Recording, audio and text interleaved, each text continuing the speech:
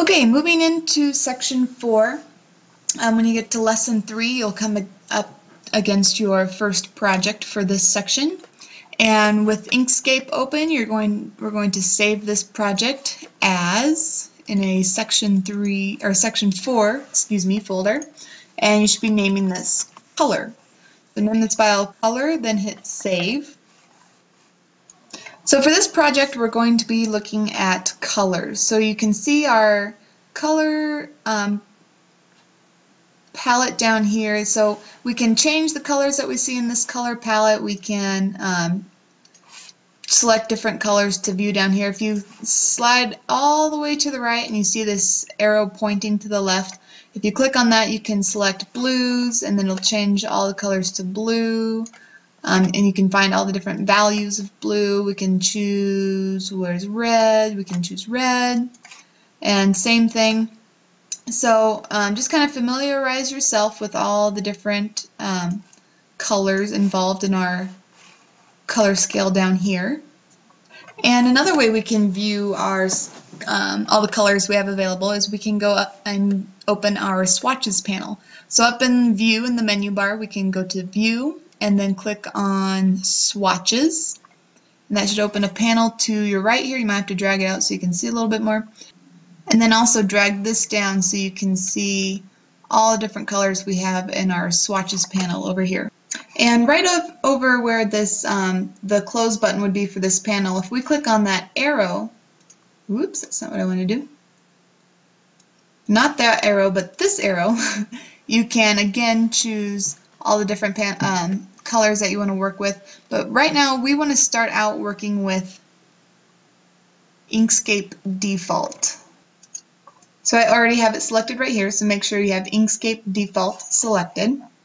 So you can view all these swatches in list form like we have now, or if you go to grid, you can see them all in this view as well.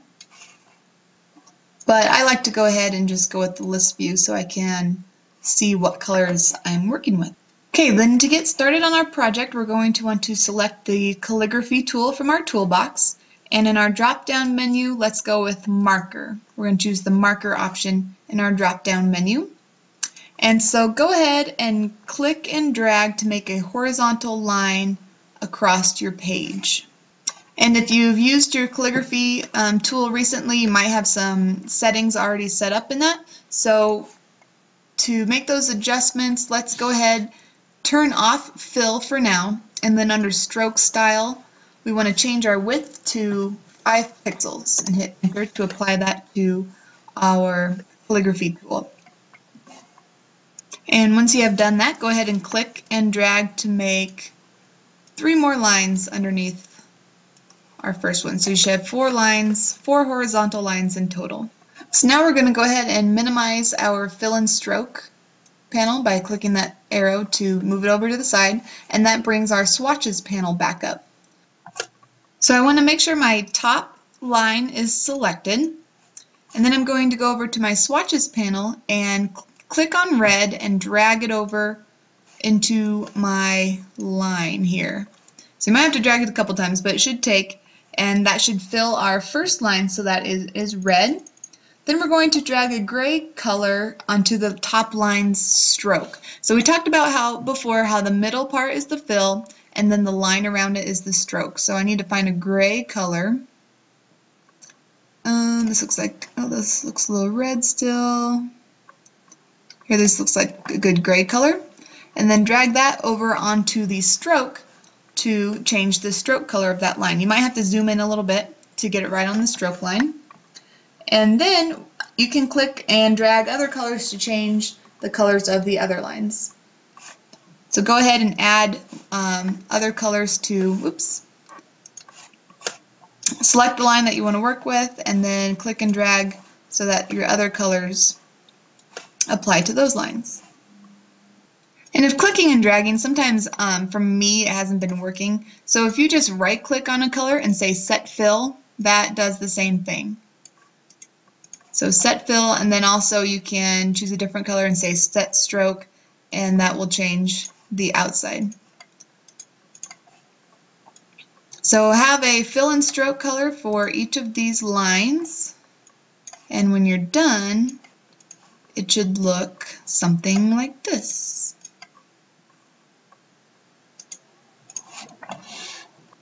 So hopefully you use some prettier colors than mine. This isn't really that attractive, but that's okay. So then go ahead and minimize your swatches panel and go back to your fill and stroke panel. So with your fill tab selected, you can also make lots of adjustments to your colors using these different tabs below. So with the RGB tab, you can adjust these sliders to alter the colors that you have selected. So go ahead and adjust your first line using the RGB tab, adjust your second line using this HSL tab, adjust your third line with the CMYK tab, just until you get the colors that you like. And then your fourth line, try out this cool color wheel. This is kind of neat because you can just kind of click and drag around to get the exact color that you want. And then another option under all of these tabs, the very bottom is the alpha tab. And alpha controls the opacity of our object. So opacity means the see-through, how well you can see through the object. So the more or the less, you'll see at 0, it's completely see-through. And actually that would have to be, let's make this one. If I were to make this object see-through and I move it over this, you can see, I can see completely through this object. So you can adjust the alpha on some of these to make them more see-through or less see-through, however you want it to look. So it's kind of neat then if you go to like layer them, you can see the layers just because of the alpha adjustments. We can also mess with the blur of our lines.